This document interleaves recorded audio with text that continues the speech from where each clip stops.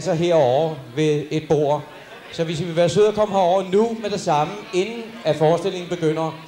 Kan vi se dommerne herovre? Hvis I kan mase jer frem gennem mængden. Og håber, I vil tage til takke med den beskedne plads, vi har heroppe foran. Kan vi godt se dommerne? Der skal være fred og ro og arbejdsplads til fotografer og journalister, som skal beskrive dette hændelsesforløb.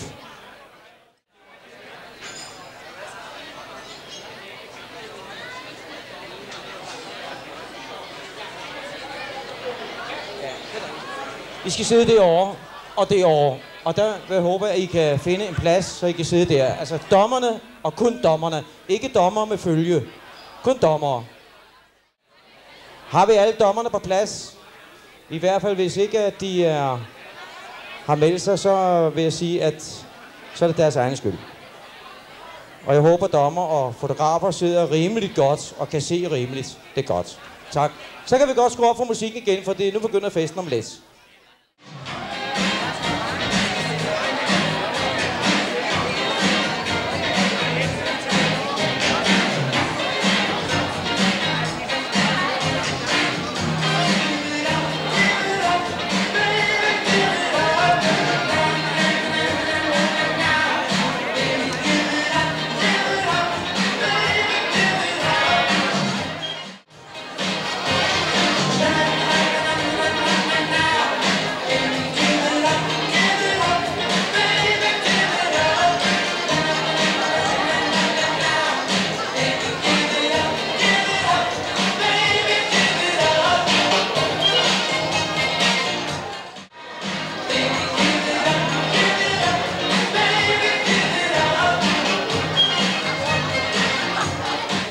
Blot et lille goddag til de personer, som jeg ikke har fået hilst på. Det er lidt umuligt på sådan en aften, og det håber jeg, I forstår.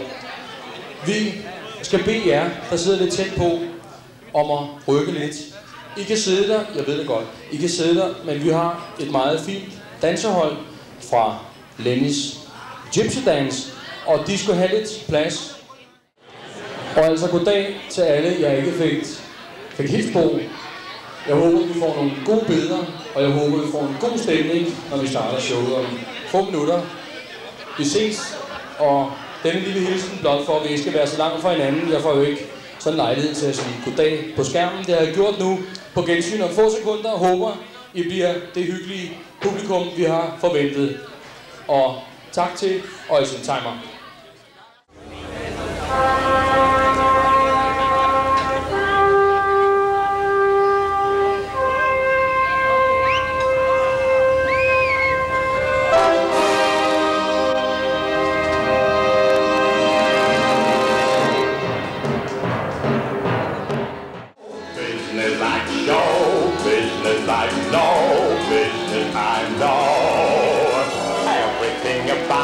Appealing, everything the traffic will allow.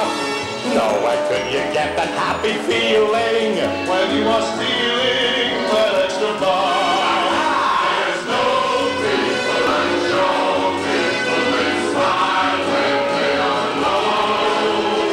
Yesterday they told you you would not go far. That night you open and there you are. Next day on your dressing room they've hung a star. Let's go on with the show. Let's go on. Let's go on. Let's go on with the show.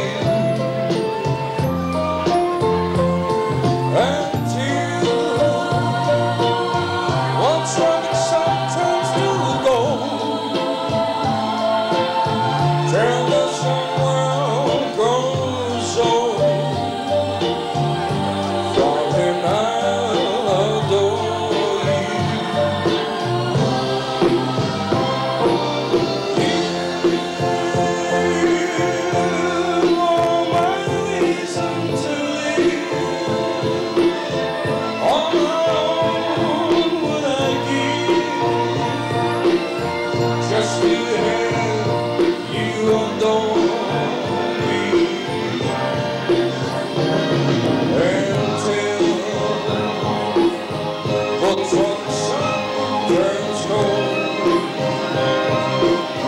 Tradition world goes on. And your eyes will mine.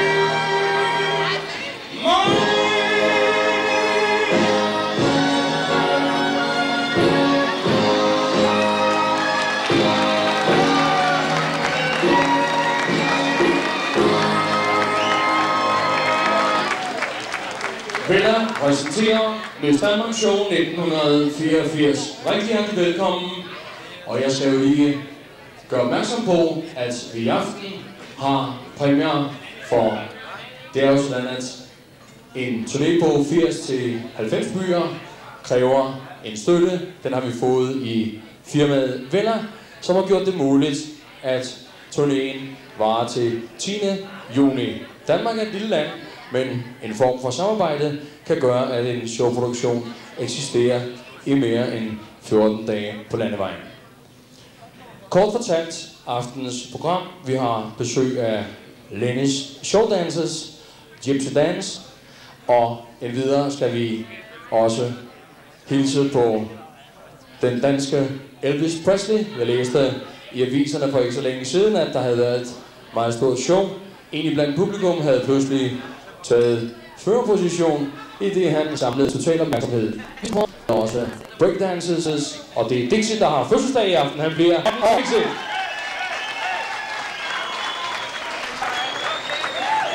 Premiere på hele turnéen, drinkbu, og naturligvis skal vi også hilse på det kommende topnavn, som lanceres i Danmark i den kommende tid. Vi skal høre et par numre fra hendes nye LP. Det er Jeanette Krüger, som netop nu på tillæg kommer med et nyt album. Således for første afdeling de praktiske bemærkninger. Umiddelbart efter denne show gør vi klar til præsentation af kandidaterne i aften. Miss Frederikssund. Vi har haft 2 forpremierer. Vi var i Odense i forgårs. Vi var i Aarhus i går. Og altså i aften den egentlige Miss Danmarks premiere. Damer og herrer, tag godt imod Lenny Showdancers.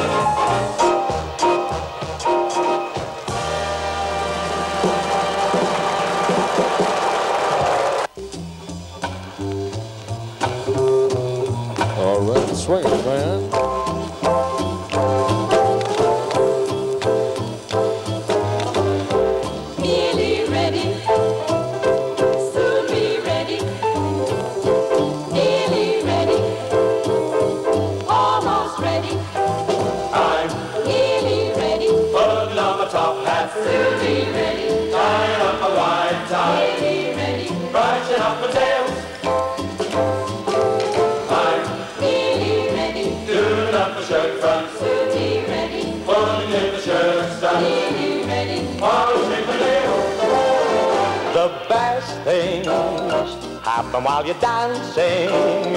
Things that you would not do at home come naturally on the floor. For dancing soon becomes romancing when you hold a girl in your arms that you've never held before.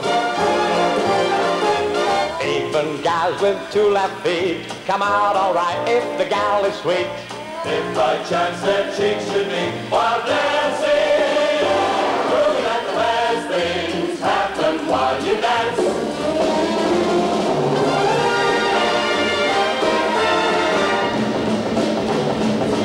Best things happen while you dance.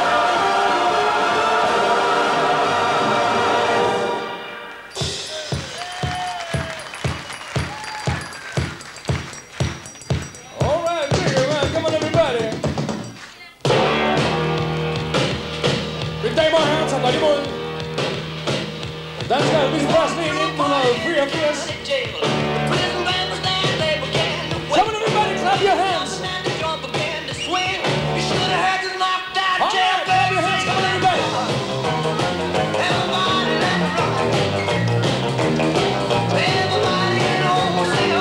Kom så Frederikssund. Det er på Concord. Lenny Show Dancers.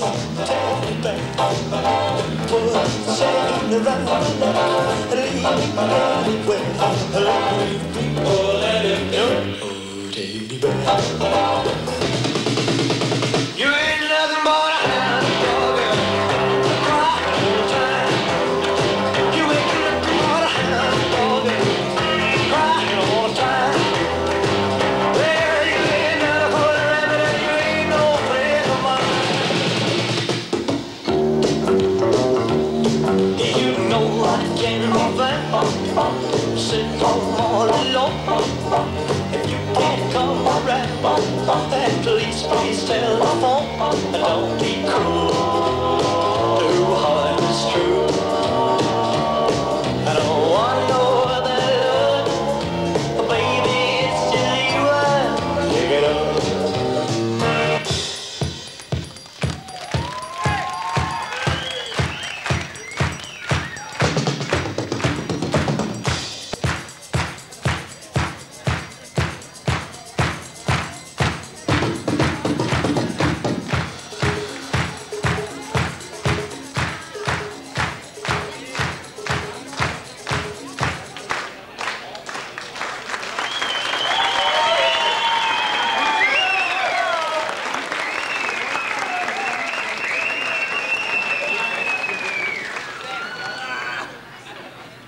Are you ready, ladies and gentlemen?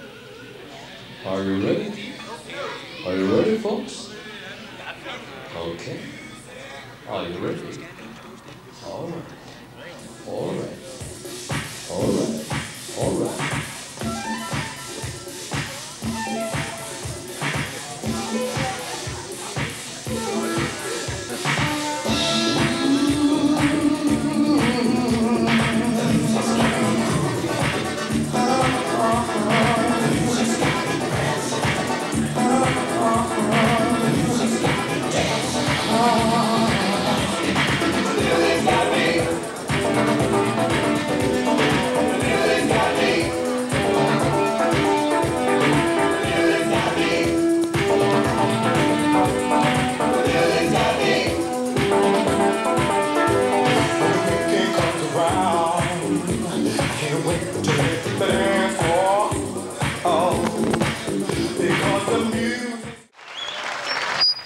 Tak til Dixie. Og så er det på tide med aftenens højdepunkt. Jeg tror, vi i Danmark har fået en ny stjerne. Det er let nok for mig at stå og sige det. Jeg tror, I kommer til at konstatere det. Netop nu er Jeanette Kryer færdig med sit nye album. Og jeg tror ikke, at jeg behøver at fortælle så meget om Jeanette Kryer. I lytter selv. Tag godt imod Jeanette Kryer!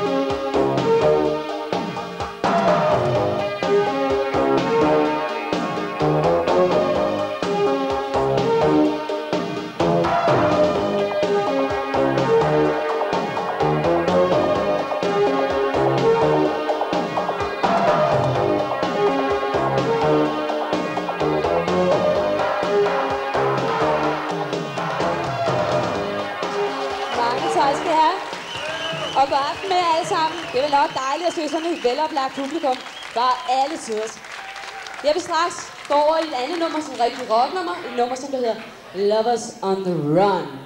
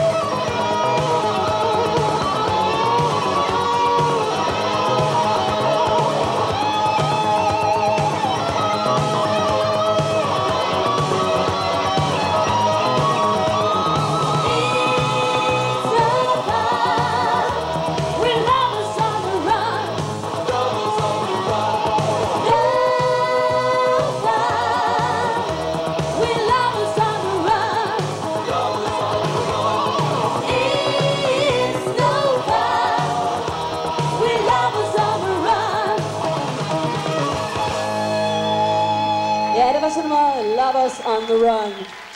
Mange tak skal I have. Så vil jeg straks gå over til det sidste nummer fra mit vedkommende. Og det er et nummer, som der hedder I Can Do It.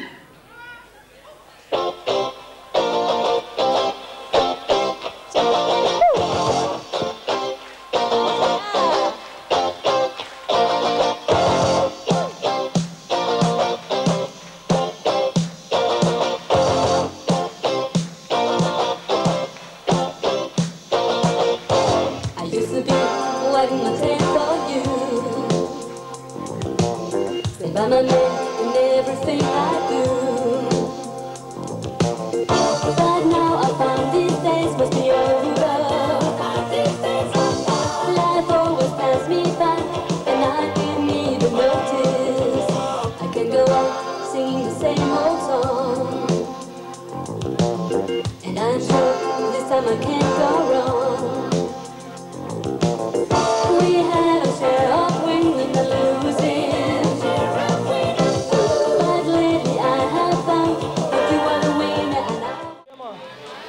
Sekund. Det er for øvrigt restauratørens kone i aften. Det der. Og jeg vil gerne have frit udsyn til pulten og en lille smule mere lyd på min snak. Der er nogle få praktiske bemærkninger, som jeg er nødt til at pine jer lidt med, før den direkte underholdning er der. I det, vi skal bede Kirsten Pedersen, som er en af dommerne, komme herud og modtage sin dommersæde. Det har ikke været praktisk muligt at overlevere den. Kirsten Pedersen, er hun til stede? Kirsten? Okay, jeg skal hjælpe dig. Er Kirsten der? Husk, at dommerne har 6 point til nummer 1, 4 point til nummer 2, 2 point til nummer 3. Og så skal jeg bede om Nina Karleholm, der for øvrigt i aften satte håret på Jeanette Kryer, sparede os en køretur til København. Og imens bifaldet meget langsomt lægger sig, naturligvis, vil vi sige velkommen til Bent Hansen. Husk, at pointene er 6 point til nummer 1, 4 point til nummer 2 og 2 point til nummer 3. Birger Christensen, vores næste dommer i aften. Birger Christensen, 6 point til nummer 1, 4 point til nummer 2 og 2 point til nummer 3. Men videre, Kurt Thorsen. Velkommen, Kurt Thorsen. Så vidt dommerpanelet, en lille hilsen til dommerne, og som før fortalt, er det i år Vella samt Vingården Odense med Malibu, der hjælper os. Tak til Kirstens Solcenter, at hun skabte et par lysstråler. Og med flere ting, sidste dommer, det er så Stine Rasmussen. 6 point til nummer 1, 4 point til nummer 2 og 2 point til nummer 3. Gaver til samtlige kandidater i aften fra Vella. Men her er det egentlig tage godt imod kandidat nummer 1. Velkommen til Tina Ravn. Dag Tina. Velkommen til aftens kandidat nummer 2. Det er Christel Nielsen. Dag Christel. Kandidat nummer 3 i aften, Jeanette Christensen. Dag Jeanette. Vores kandidat nummer 4 er Dorte Høgh. Velkommen til kandidat nummer 5, det er Dorte Helgesen. Hej. Velkommen til kandidat nummer 6, det er Johan Petersen. Kandidat nummer 7, det er Pia Højgaard Andersen. Hej Pia. Og hvis der ikke er plads, så tag lidt af sidegangen. Nummer 8 er Jonna Hansen. Velkommen, Jonna. Kandidat nummer 9, Yvonne Hansen. Hej Yvonne, du må gerne smile lidt. Beklager dig. Kandidat nummer 10, det er Tina Louise Jensen. God aften, Tina. Så vidt kandidaterne, og jeg ved ikke, om City Breakers skulle lave lidt plaster henne. Jeg ved godt, Tuborg er godt, men det skal jo styres. Husk det. Også kandidaternes hår er taget hensyn til, i det vi har 3 typer fra Vella. Normalt og tørt hår. Kan man vedkende sig det? Fint og blødt hår. Farvet permanentet og blonderet. En luksus shampoo, som vi i år har et nært samarbejde med, som har gjort denne aften mulig, blandt andet. Men mere om det, og ligeledes gaver, som sagt, fra Vingård. Jeg skal spørge Tina Ravn, imens vores musik kommer lidt ned, og vores mikrofon kommer lidt op.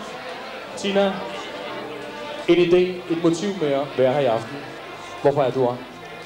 Jeg kan godt bruge de 12 minutter eller Skal vi have dem i portioner, eller hvad? Ej, jeg kan godt have det. Jeg tror, vi skal skrue en lille smule ned på musikken, Jensen. Og hvis publikum vil høre, hvad kandidaterne siger, ja, så er det bare at tie stille et øjeblik. Kandidat nummer 2. Ja, det er jo så lækkert, at der bliver hørt, hvad der bliver sagt. Yes. Og nummer 2 er Christel Nissen. Hej. Hej. Stjernetegn. Tyr. Er det noget med... Temperament. Okay, tyren må vedkende sig et temperament, men det kommer vi tilbage til. Kandidat nummer 3. Et motiv, en idé med at være her i aften. Hvorfor er du her? Jeg blev ringet op Af hvem? af Stine. Af Stina? Ja. Har du lyst til at stille op? Eller er det vedmål? Ja, jeg synes, det kunne være sjovt. Okay, jeg skal ikke plage dig mere. Stjernetegn forresten. Vandmand. Vandmand. Vandmand. Vi har jo været 2000 år i fiskens tegn, og nu er vi plaget med 2000 år i vandmandens tegn. Lad os se, hvad det bliver til længere hen ad vejen. Jeg ved, vi har overraskelser. En idé, et motiv med at være her i aften. Kandidat nummer 4, Dorte Høg. Vil du en tur til USA, hvis du vinder? Selvfølgelig. Blond, viking, dansker, stjernetegn. Løve. Løve. Er det juli eller august? Det er juli. Lægger du noget i stjernetegn? En gang til. Lægger du noget i stjernetegn? Burde vi have mere snak om Folketinget? Siger du? Jeg siger, hvor mange er klokken? Den er mange. Stjernetegn. Videre. Hvorfor er du her i aften? Sjov skyld. Hvis du vinder, vil du tage videre en tur verden rundt? Ja, selvfølgelig. Kan du bruge penge? Ja. Ved du, hvad den samlede præmiesum er? Nej. Godt. Det får vi videre om lidt. En idé, et motiv med at være her i aften. Hvorfor er du her? For sjov skyld. Er det kun for sjov? Nej. Lidt alvor? Ja. Det kan være, at der er et par af dommerne, som fester sig ved, at vi har kandidater fra venstre mod højre, og der er 10. Så det er noget med at tælle lidt. Og jeg vil lige genopfriske reglerne. Jeres personlige favorit nummer 1 får 6 point, nummer 2 får 4 point, nummer 3 får 2 point, og vi laver et tværsnit. Vores næste kandidat, en idé, et motiv med at være her i aften. Hvorfor er du her? Sjov ballade. Stadigvæk ikke noget ledmål. Nej. Er der et stjernetegn? Ja, løve. Juli eller august? August. Dato. Første. Første? Okay. Så skal jeg spørge dig.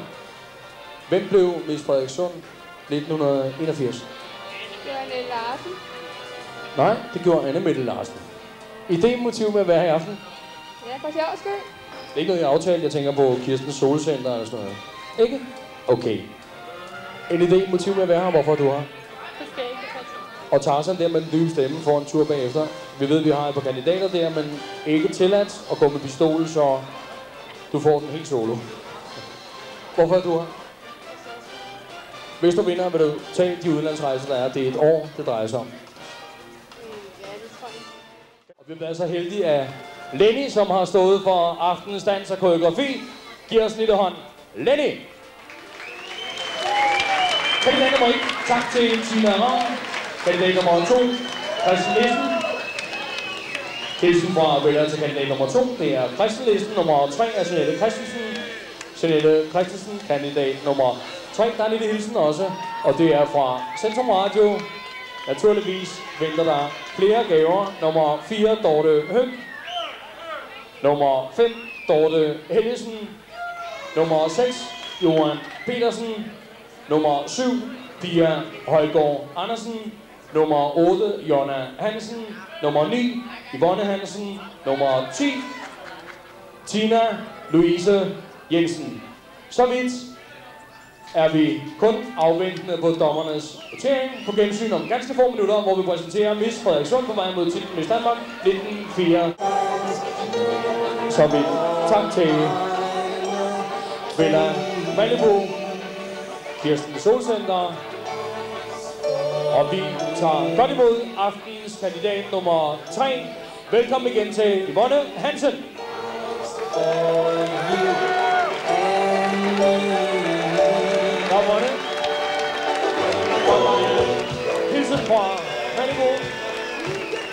naturligvis har vi en lille ting fra 49'erne. Og vi skal passe på den her, den er helt renvasket. Bare et lille symbol, så er der fra Kirstens solcenter nummer 3. Står deroppe. Således er vi, og du må ikke blive stående og lidt, fordi sagen er ikke færdig. Det betyder velkommen til aftenens kandidat nummer 2. Velkommen til Jeanette Christensen.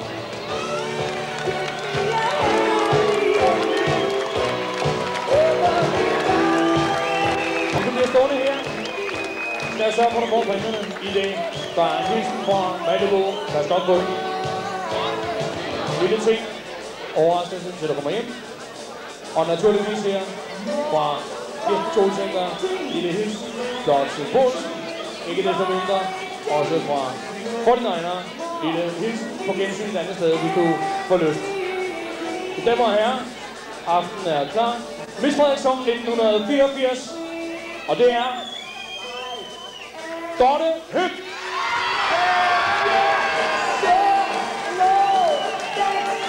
Dorte Høeg.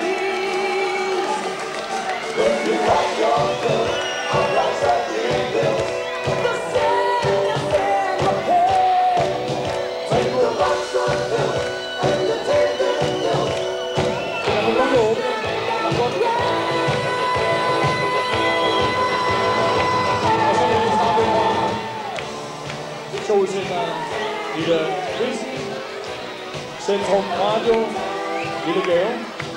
Værsgo. Og så er der en lille ting her. Værsgo. Værsgo.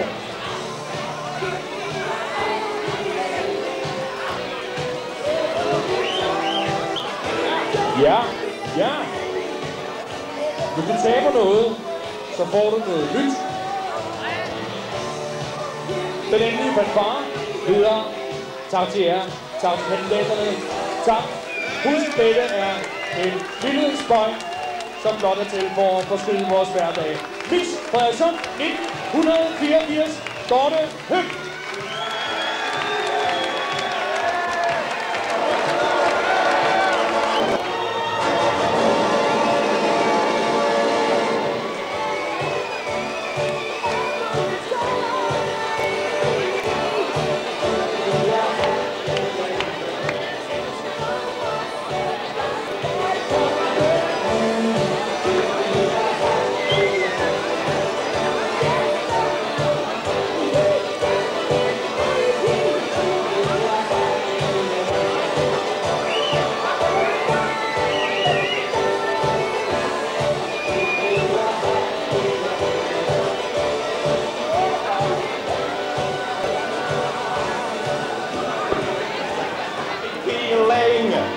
Tak for nu. På gensyn.